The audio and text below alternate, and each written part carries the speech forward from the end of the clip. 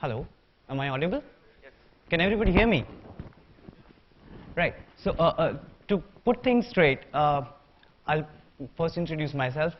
I'm Shamasis from Fusion Charts.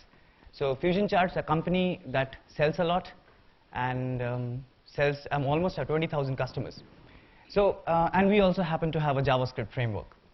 All right. So what I'm going to do today is like put in perspective like while we are developing a JavaScript framework, see, without any prior experience or like having someone to get us through and to get into this competitive market where we already have 20,000 odd customers and we have to come with a product that is already and has to compete with an existing technology that is an established technology like Flash.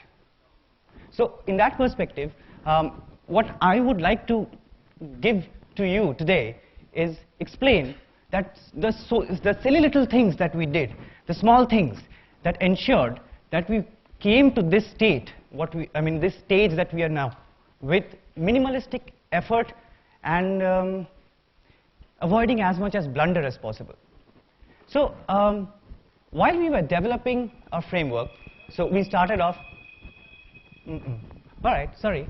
So when we started off, we realized that we do have a very, very wide spectrum of specs ready for us. The product, Fusion Charts in Flash, is supposedly the most popular, arguably the most popular charting engine that we have. So here, we already have a defined set of expectations from customers. It's not like that we are coming up with a product and let's say that denying, okay, fine, we cannot support IE6, we cannot do this, we cannot do that. We don't have that option. We are going with a new technology into a section where an already existing player and a product in that particular technology is working. So we decided, what do we do? Do we know what roadblocks are coming? Are we going to, after some days say, come on, this is not working, we'll do something else, or like change the architecture and things like that. So I happen to be the architect out here, out there for JavaScript. So what I would like to show you here is what we actually found out. When we started off, we gave it a thought. We had loads of pizzas. See, we're not allowed beer inside office. So we had loads of pizzas, and then we sat together and decided what is everyone doing. So we found out that everybody is trying to create a popular framework. Though we are getting into the same field altogether, we have to consider that what we are doing is in line with them or not. And we found, yes, it's very much in line. So with this framework, what are we doing? Pallav, our CEO, when he started the company, his motto was to actually get things out, something that he wanted to do good, and also the pocket money thing that, that's very popular with Fusion Charts. So other than that, we also had to, make money out of it. The product had to sell. So we started to look at what people were doing wrong. What were they doing wrong? All right. So first thing wrong out here is I can't go to the next slide. All right. So and it's leaning really precariously, Yeah. So this is a vicious cycle that we actually found out. The vicious cycle as such is you develop a code. You write a huge chunk of monolithic code. You use frameworks, you interact with other frameworks, or you start from scratch. But you write loads and loads of lines of code. You start developing out here. Then you release the product, test it, test it. I'm not going into the details of what you are marketing, testing, that's definitely up to you. So you at times release the product. After you release the product, something very obvious happens. We scrap loads and loads of lines of code. Why do we scrap? Because we have to change things. Things change with us. As we release a product, your dependencies change, your requirements change, people wanting things from you change. So you have to change, add features. As you add features, you found whatever we coded last night having that mug of beer didn't work out. It's not what everybody wants. Or it's not something that's going to help us in future. Well, we cannot predict scalability for the next 10 years. So that's it. We scrap, we redevelop, and again, let it out again. Scrap and develop. What happens when we fall into this vicious cycle? Because we definitely don't want to fall into it, because if we do, we'll never get the JavaScript chart out on time. It is not that we wanted to develop. We had loads of customers coming to us saying, we need our charts to work on Macs and iPads that where Flash don't run. So that's a separate story. We would go for it. All right.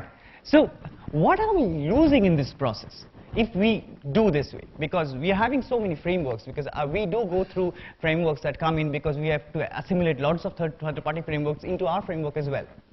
So when we go through these frameworks, we find that the vicious cycle of deprecating codes, going in, scrapping sections of it, monolithic blocks are simply dropped and scrapped out. Everybody, even if you start writing a framework or an application from scratch, we found out these items are going to be one of the crucial things that are hit. First, the enthusiasm of innovation. We are more struck or doing things like fixing the architecture because we are looking into a larger framework. Are we doing this right? If we do this, will it work out in future? Will this feature be compatible if we do it this way? We spend time doing this, extreme amount of time. Post that, we have another item, delay in product shipment. As we consume more time into actually redesigning, re-architecting our product, this is very much hit. Possible reduction in quality, difficulty in migration, and trust of your consumers, because if they see that loads of things are getting deprecated, doesn't work. You release something today, release something else tomorrow. Get practical. Really, you might want to be on the bleeding cutting edge technology, giving the latest thing, deprecating the ones that you don't like, but is it practical? So many enterprise companies are still running i6. That's a fact. There are certain companies, if you actually simply, enterprises, you walk in, your network levels, authentication and security deprecates your i2.6 automatically by the domain. So from that perspective, we also load another very unimportant thing, the green colored, few letters called money. So from here, there comes the story of our framework. I'll not waste time much here because I'll straightway go into bits and pieces of codes just to show in what we have done with our framework. What we did while developing the first few lines of Fusion charts is not develop Fusion charts. We did not want to develop Fusion charts. We wanted to develop a framework which would be like Play-Doh, something that I can mold, I can create anything out of it, something that I can create, modularize, something that is needed when you deploy the product on first day and it goes out to 20,000 odd customers. What is it? We have some members working together. We need distributed development. We need to modularize code so that we don't write something and scrap it the next day. Plus, we are working on a situation which is undocumented, definitely undocumented. At times, most of the times we hit 0 results on Google, certain documentation. VML documentation of Internet Explorer is part of it. So there are things, technological challenges we have to overcome because that works just fine on Flash. Just putting opacity on various gradients, linear gradients is so easy on Flash. Get it done on actually VML and SVG. There are nuances that really hit. So when these things come in, the transformation and every item had to be pictured in, factored in. That a Play-Doh framework. So before you develop a framework, develop a mini framework on which you can develop your framework on. It's not that confusing. Simple. Don't think about your product. Think about your necessities. The basic necessities that you will require for you to develop something in a much more organized fashion.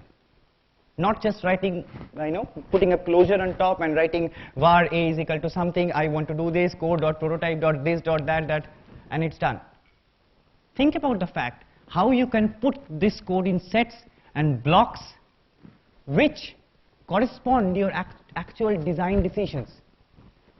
you need to make design decisions. But the major fun of it is that if you sit down to make design decisions, mostly they are 90%. They're never 100%. Practical thing. Never 100%. You never know whether you have decided or designed something, modeled something is correct or not. So what do? You start developing actually on a draft model, which you do call finalized. You know, I was looking at this comic on XKCD yesterday. Anirudh, one of my colleagues were showing me. It's like guys come in and say like, hey, there are 14 standards on this particular thing. Yeah, I guess you guys will relate. So let's unify all these standards and make another standard. And here comes the 15th standard. So this would happen, definitely. So how do we work it out? Instead of thinking utopian, practical way is to allow a framework that allows you to start development even without having everything thought out in the first place. Code as you think, develop as you design. So,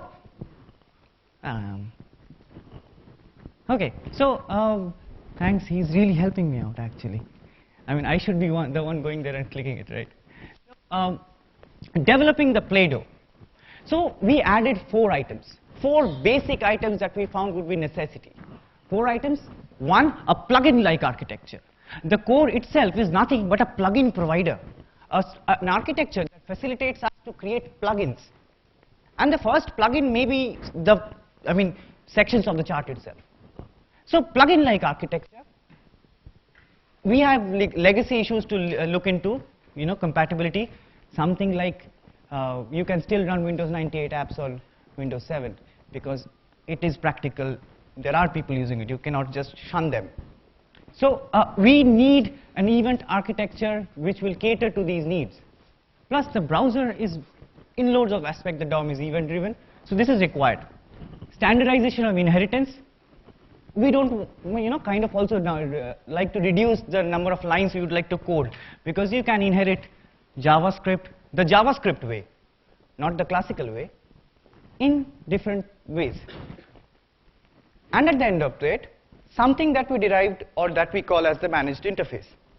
Interfaces, we all know what an interface is. So definitely, this would something that will manage it and allow us to create or define how an object would look like and what are the basic requirements of an object when I connect them. These has nothing to do with fusion charts. Definitely not. But these are the basic building blocks of a framework. So when you are developing your framework, the first few lines or the first few 100 or 1,000 lines might not need them. But when you actually reach that 1,001th line, that is going to hit you. When you actually find that there are so many people using your code and you need to lint your code and there is no way or you can put in effort and time to do that, it won't work. So from there, this would be something very, from my perspective, this is a very cryptic diagram, does not actually reflect anything. It just says what we have and what we do in code and what exactly I discussed right now. So this would help if someone downloads this slide and tries to look at it further. Can we all right. So I would like to share a snippet of code that exactly does this. The plugin, facilitating of the plugin module. As you can see, Fusion charts, if somebody of you, how many of you have used Fusion charts? It can be less, it can be more. Thanks. So if you have used Fusion charts, this is not documented anywhere. And it has a nice little keyword called private. Now it's no more private. From today onwards, it's almost public. So Fusion charts, what are we doing here? We are calling the same Fusion charts constructor by which we actually created a new chart to actually create a new module. And we are adding nothing but a closed function to that module. How long? 10 minutes. Okay, so 5 more minutes we'll have to wrap up. So this is an incomplete line of code which just says sort data, a function we do in array a minus b, and we just sort it. And look how what we did was added a module, got access to the namespace, and everything inside the namespace. So the basic fundamental is what I wrote right now is a fully working block of code which can reside inside a file, can run, can be linted, can be minified, can be stitched together to form the final object or the final package, and can also be developed upon by multiple developers. A single thing that I'm concentrating right now, tomorrow if I want to change the whole way in which this particular function that I'm adding or feature that I'm adding to our framework, I just need to tell the person who developed it or anyone who actually has the design docs to go in and just change it. So we actually had to change parts of it. Chrome has a problem of unstable sorting. If you have small number of elements, if you have two elements having the same value, if you use array.sort, it actually messes up rather than sorting. So we actually had to change the sorting function. Can we next, maybe if you have anything, yeah. Oh, these are something that, a close colleague of mine said, do tell them. These are things that everybody does not do. I mean, individual developers, it is very important for them to do, even if they are not organizations. Simple things that you start with, really irritating things to do that we should do. That is, start with setting your coding styles and standards. You will not need it today, you will not need it tomorrow. You need it day after tomorrow. Lint your codes. Papa bahut din se bolte the. Lint your code.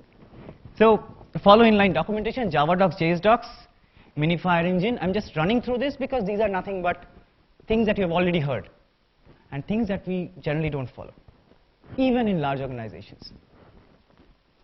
Oh, these are resources. If you really want to download this piece of slide, you can actually go here. We have a book that is apparently co-written by me on how to use fusion charts. That's the last part. You can contact me there.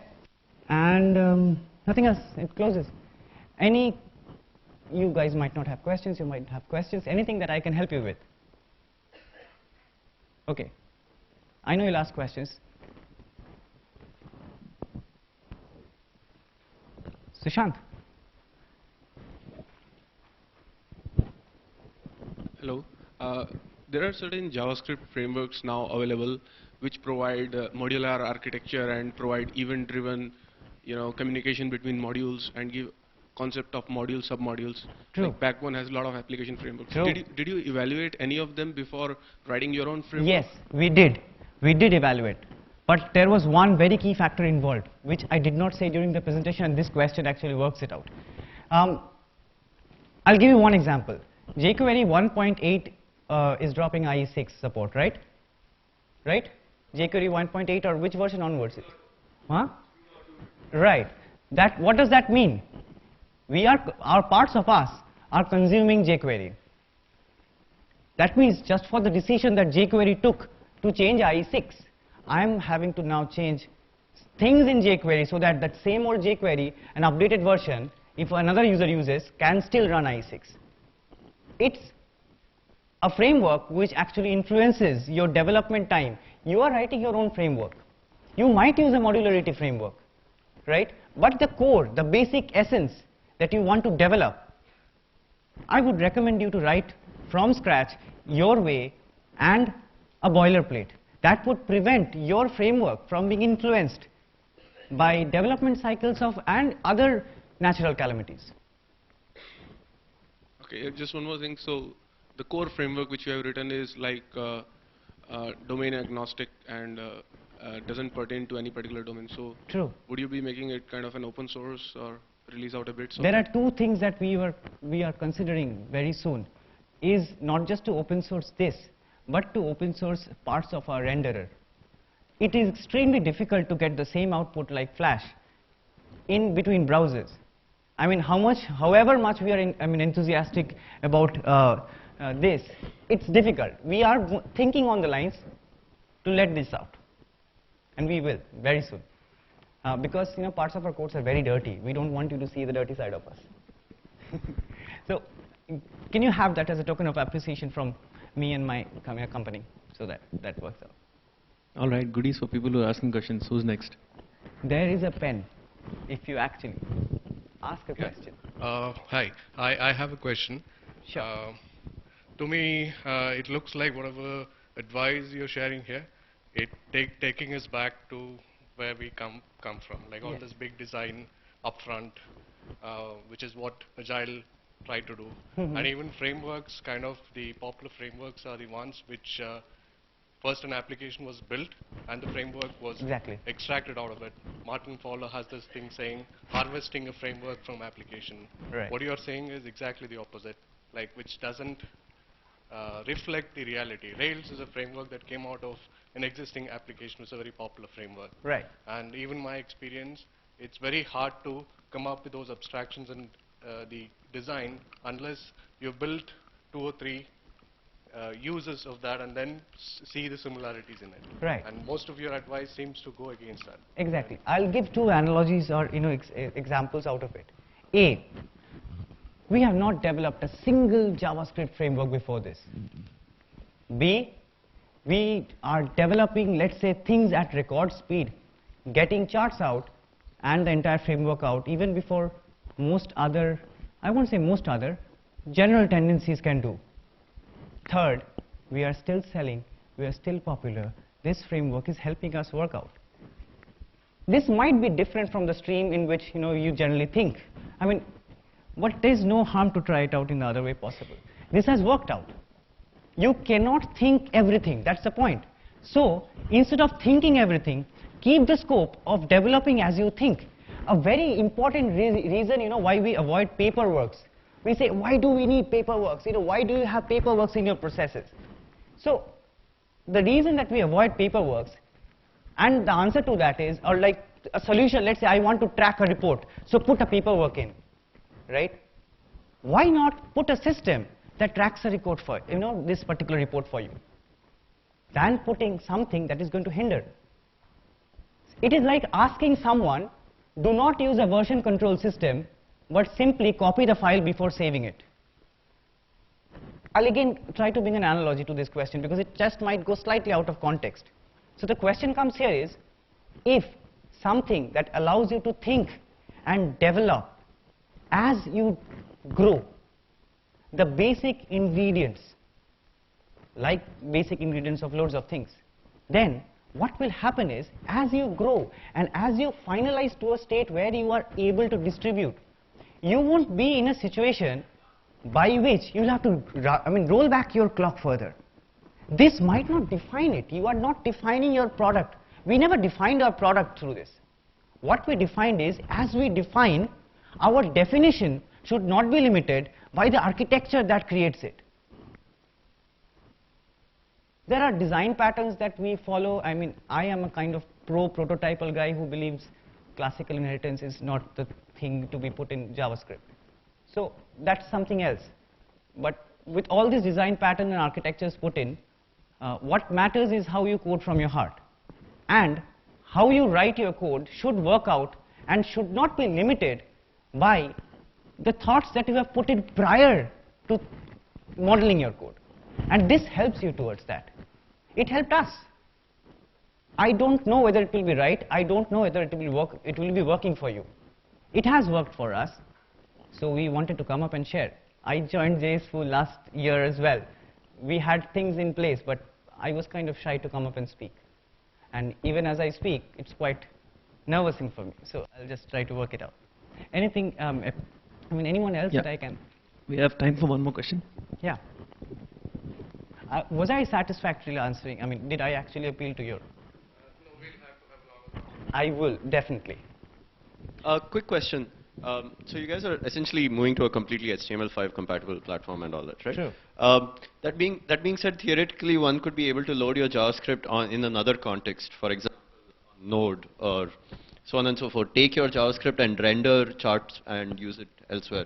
Do you guys provide support for that right now, or is that somewhere on the roadmap? Good. For like generating documents, something that will be printed or PDFs. There are 2 things happening here. We have dependency with DOM due to certain features that we have to provide. So as such, DOM dependencies cannot be replenished. The dependencies that we have are so niched, they are not replenished by any of the existing frameworks, neither environment.js or anything. That's A. B, headless WebKit allows us to actually work it out. Right. We have two, kind of implementations. One is in-house. We are trying to get it out for .NET, which allows you to export the entire SVG on server, scale it through multiple processes, so that you can run tens and thousands of exports at the same time and yet not crash your server, Okay. which enterprise customers generally have looked into. And where is my doc? So you're basically using JS to run your code and generate these starts. So we are using FCIMG, which is like duplicate, something to PDF. Okay. Yes, so fcimg.org is the site that hosts this. It's one of my colleagues is working on it actually. I see. You know, Okay. and the other, I know another colleague is working on is pure.NET. It exports your SVG to .NET and images, and you can like extract it on server. Runs on purely on processor, not uses disk, and all these standard. Awesome. Okay. Cool. Yeah. Thanks. So I'll try to share those with you. Sure. Okay, I have your email address. So.